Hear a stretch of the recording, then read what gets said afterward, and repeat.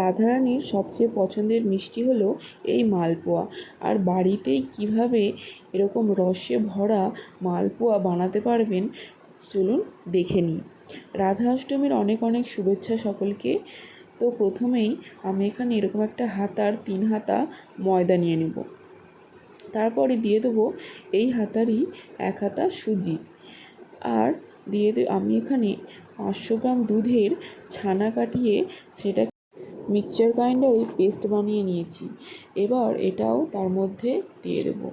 দিয়ে ভালো মতো একটা ঠিক এই রকম ঘনত্বের একটা ব্যাটার বানিয়ে নেব। এবং সবসময় আমরা জানি যে মালপোয়া বানানোর জন্য কিন্তু ব্যাটারটাকে অনেকক্ষণ ধরে ফেটাতে হয়।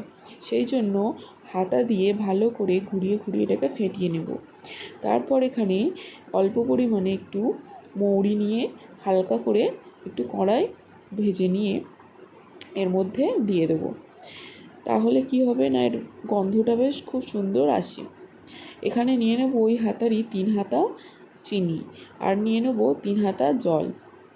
তারপর এরকম ফুট ধরলে এর মধ্যে দিয়ে দেব কয়েকটা এলাচ। আর কিছুক্ষণ ফুটিয়ে এটাকে বন্ধ করে রেখে দেবো।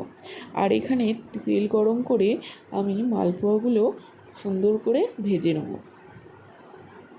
মালপোয়াগুলো ভাজা হয়ে গেলে আমি কিন্তু সঙ্গে সঙ্গেই একেবারে এইগুলো মিষ্টির রসের মধ্যে দিয়ে দেবো।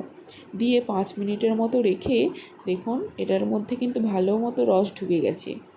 এবার এটাকে আমি তুলে একটা পাত্রের মধ্যে নিয়ে নেব। এইভাবে করে কিন্তু আমি সব কটা মালপোয়া বানিয়ে নিয়েছি।